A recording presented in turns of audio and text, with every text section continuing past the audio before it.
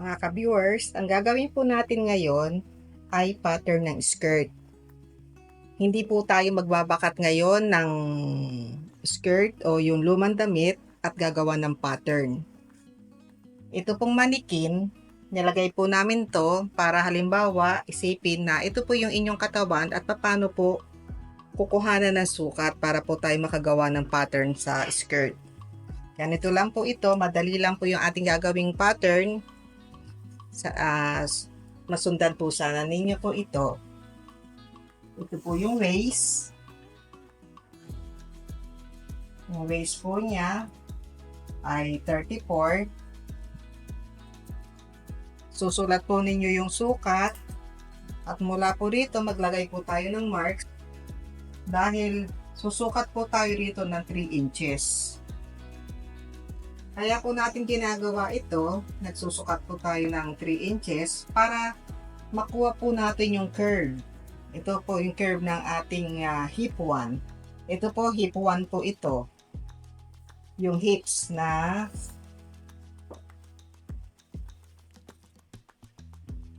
ang hip 1 po natin ay 41 inches. Sulat din po natin na nakasulat ay hip 1. Mula po rito sa waist pa rin, sumukat naman po tayo ng 7 inches. Ito po, mula po rito, susukat po tayo ng 7 inches. Kaya po tayo sumusukat ng 7 inches para po makuha natin yung full na sukat ng ating balakang. Mula po ito doon sa pinakapulis ng ating puwet. Yung pinakamalaking bahagi po doon sa ating puwet, sa ating balakang, ayan po. Ito po ay 44 and a half. Sulat din po ninyo at mamaya ay aayusin po natin, hati-hatiin po natin. At yung po namang length po nito ng skirt ay kung ano po ang nais yung haba ng skirt. Halimbawa, ang sa amin po ay 22. Lalagyan nyo po ng skirt length na 22. Sa paghahati-hati naman po ng sukat na kinuha natin sa ating katawan o sa ating baywang, sa ating waist, ay ganito lang po ang gagawin natin.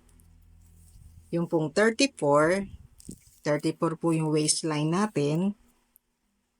Ito po, 34. Ang gagawin po ninyo, mula po dito sa dulo, ayan po, hindi na po kayo magdi-divide pa. Hahatiin lang po ninyo. Hahanapin nyo po yung 34. Ganyan po.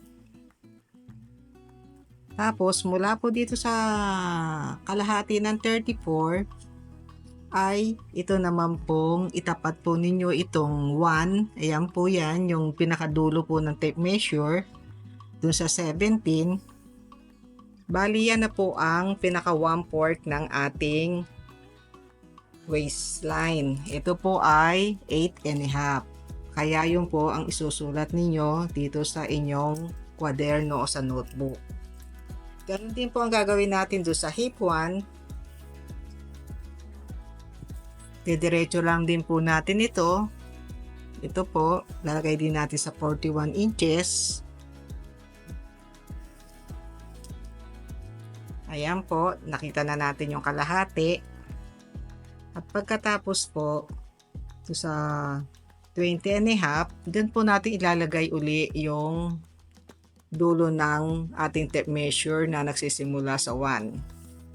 Bali, ang 1/4 po ay 10 and a half. Ay, 10 and 1/4.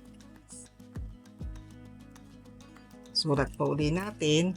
Tapos, yung pangalawang hip natin, yung hip 2, ay ganun din po. Ito po ay 44 inches, 44 and a half. Yan po, tinapat natin sa 44 and a half yung dulo. Hinati natin. Tapos yung kalahati, ito po yun, yung 22 and 1/4. Tapat po natin uli yung dulo ng tape measure na nagsisimula sa 1.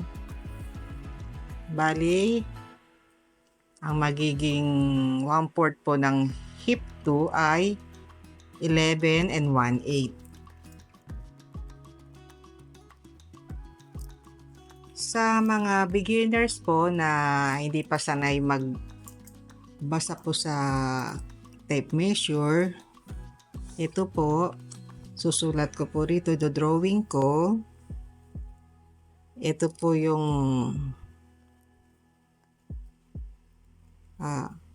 pinaka larawan o itsura po ng tape measure natin, sukat natin ng measurement. Ito po yan. Dito na lang tayo sa dahil marumi po ito. Ito po yung half inch. At ito naman po, yung mula po dito sa unang sukat, ayan po. Yan po, yung unang sukat na yan po ay 1/8. At yung sumunod na sukat po, ito po, mula po dito hanggang dyan, yan po ay 1/4. At mula pa rin po doon sa dulo, papunta rito, ito po ay 3/8. At mula rin sa dulo ay 1/2, half inch na po. Tapos yung sumunod po ay 5/8. Tapos 3/4. At ito po ay 7/8. At ito na po yung ating pinaka 1 inch. Yan po. Yan po yung pagbasa po doon sa tape measure. Nakuha na natin po yung sukat ng ating gagawing pattern na skirt. Nagamit po ang tape measure. Ang tape measure po, kaya po malambot, ganyan, dahil para po sa paghahati-hati po ng sukat ay mas madali at mas accurate po. Ngayon, ito po yung ating pattern paper. Gumuhit po muna tayo ng isang straight na linya. At ito po, mula po rito ay guguhit mula po rito sa ginawa nating straight na linya ay magmamark po tayo dito ng 3 inches. Dahil ito po yung ating first hip. At pagkatapos po ay ito namang 7 inches. Dahil ito po ang ating second hip.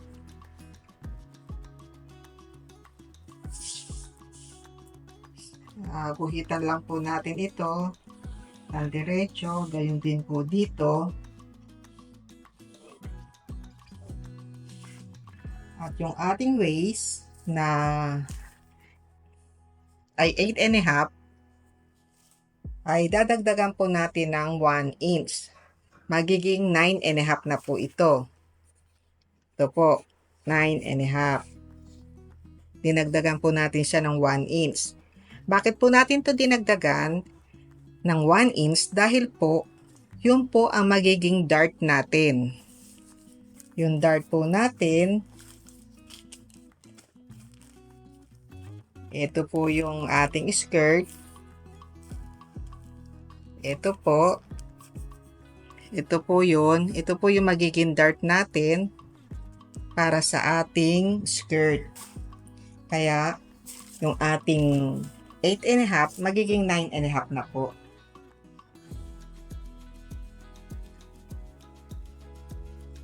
Pagkatapos po, hatiin po ninyo yung 9.5 sa gitna. Ayan po. Mula po doon sa gitna, igitna po natin yung half inch ng tape measure. O ito, half inch ng tape measure. At yan po yung 1 inch niya na dart. Tapos ang hip 1 po natin ay 10 1/4. Susukat po natin yung 10 1/4 sa hip 1. At yung hip 2 po natin ay 11 1/8. Susukat din po natin yung 11 1/8.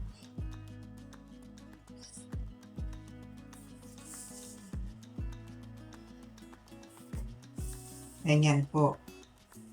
Tapos i-connect na po natin siya. Naiwan po sa probinsya yung aming hip curve na roller. Ito na lang po muna ang gagamitin natin. para po makuha natin yung shape po niya. Tapos dito po, dito na po yung i-adjust po lang ninyo para po makuha yung pinaka-shape ng skirt po o yung hip po ninyo. Ganyan po. At ito pong sukat na pinakagitna, ito po, yan, yung pinaka-center po ng ating dart. Yan po, may sukat na 4 and 3/4. Bali, ilalagay lang po natin dito, 4 and 3/4. Nasa 5 inches po yan. Yan po, lalagay natin sa 5 inches. Yan, lagyan po natin ng mark. Tapos, sulat lang po natin na ganun.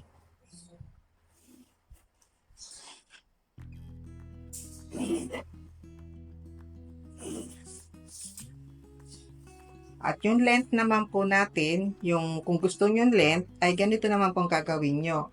Dahil ang length po namin ay 22, mula po rito sa waistline natin, gagawin po natin tong 22.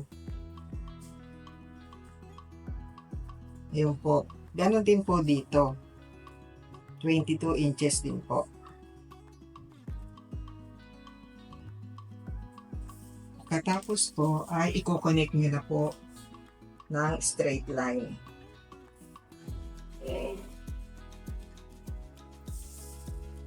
Kung pencil cut po kayo, ito po, kung pencil cut po kayo, ay bawasan lang po ninyo to ng 1 inch. Ganyan, kasi maglalagay naman po tayo ng slit. Kung 11 and 1/8 po itong ating hip 2, gagawin lang po natin 10 and 1/8. Yan po. Tapos, i-straighten na po natin to.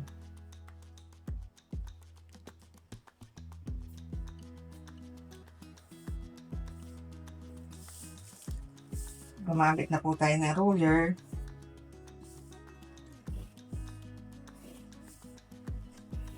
Ganyan po.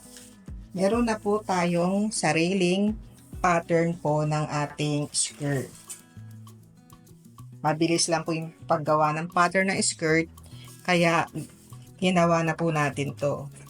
Ngayon to, pagkikita nyo, pwede nyo na rin po itong kinisin para po hindi tusok. Yung tinatawag nila na tusok pag tinahi, na parang tusok po yung waist. Ganyan po ng konti. Parang kinikinis lang po. At ito naman po, bago nyo po ito gupitin, ay ipofold po ninyo. Dahil magkakaroon po ito ng kurba. Ganyan po. Yan. Ayan. Tapos, straighten po ninyo ito para mamaya paggupit natin ay naka-straight po yung ating waistline. Ganyan na po magiging itsura niyan. Tapos, i-connect lang po ninyo yung ating dart. Tapos po, dito naman po sa laylayan, ito po ang magiging back natin, itong una natin binuhit. At maglagay lang po tayo ng 1/2 inch para po sa front na pandagdag.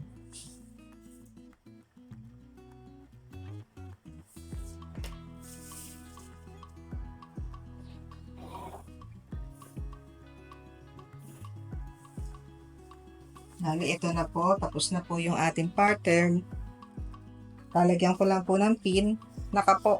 Doble po ito mga ka-viewers, doble po ito. Para yung isa po ay front, yung isa po ay back.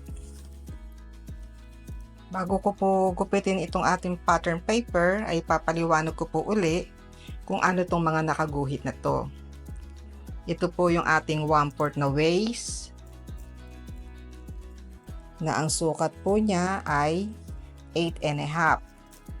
Dahil po ito ay may 1 inch na dart, kaya yung 8.5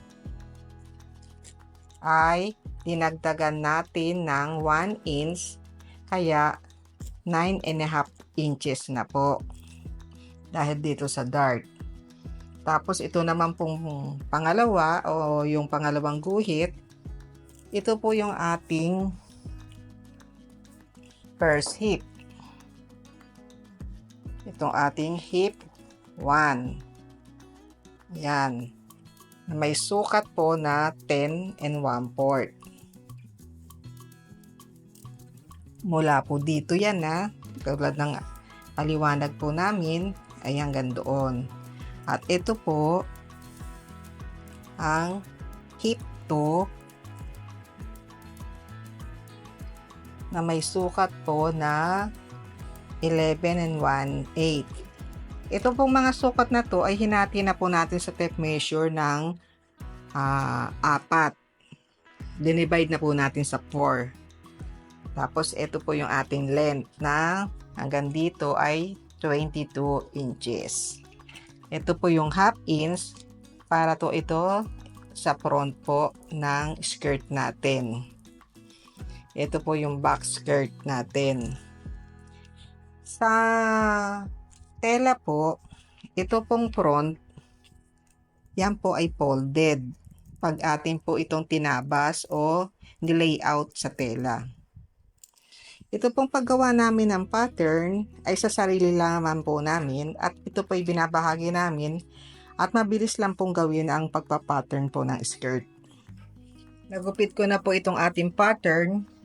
Ngayon, tusukan na lang po natin ito ng pin para po ma-duplicate natin yung ating sukat sa likod po ng pattern paper po natin.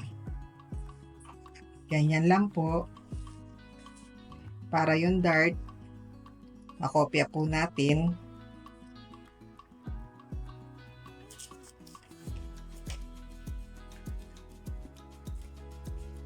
At pagkatapos po, ay atin ang guhitan.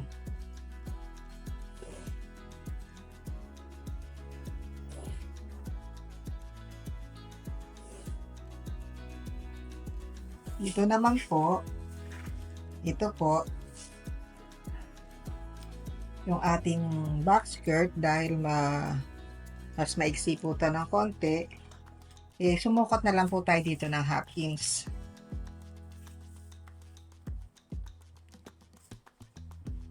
Ayan po, mula po dito sa dulo, ay sumukat po tayo ng half inch at saka po natin guhitan ng diretso. Yan.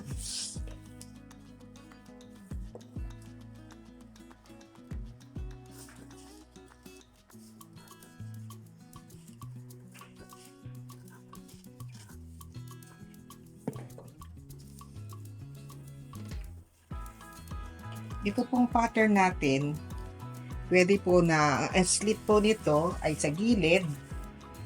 Kung gusto nyo ng side slit, dito po, hihinto lang po kayo ng tahi dito. At kung gusto po ninyo ay sa likod ang slit, dito po sa back, doon na po tayo maglalagay ng allowance na para sa back slit sa tela po. Ngayon, ang susunod naman po natin ay yung ating waistband. Pumuhit lang po ako dito ng straight line. Ang waistline po natin na buo ay 34. Ngayon po, gagawin lang po natin to ng kalahati o i-divide lang po natin ito sa kalahati. Tulad po ng dati, itong dulo ng 1 ay itapat lang po natin dito sa 34 para makuha po natin yung kalahati. Ayan po, 17 inches. Yan po ang susukat natin dito.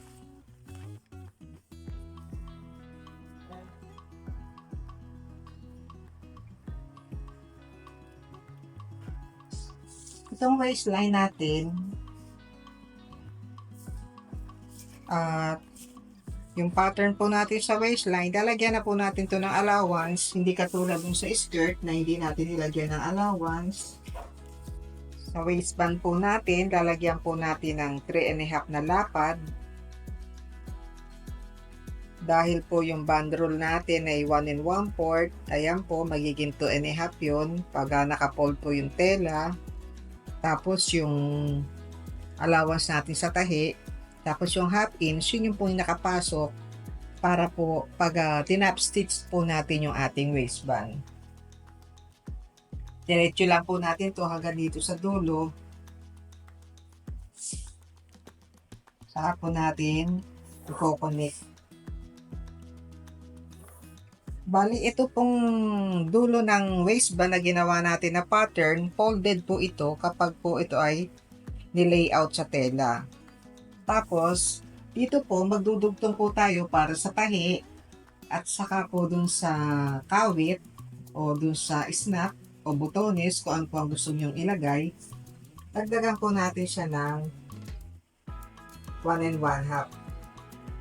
Bali, 3 inches na rin po yan kapag dahil magkabila po yan, malaki na po yung allowance na yan. Ito po ay waistband. Yan. Saka ko po gugupitin. Isa lang po doble lang po itong pattern natin eh.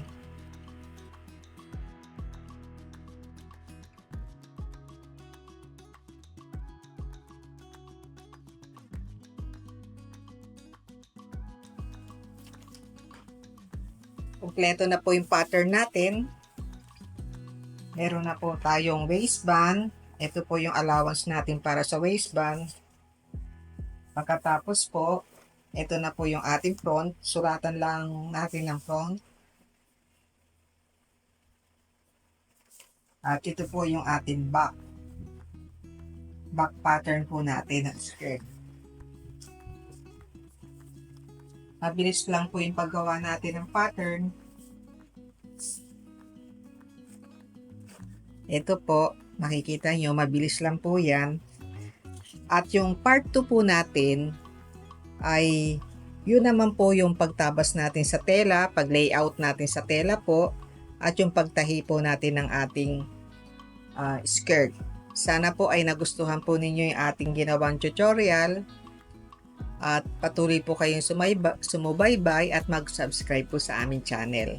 Maraming salamat po.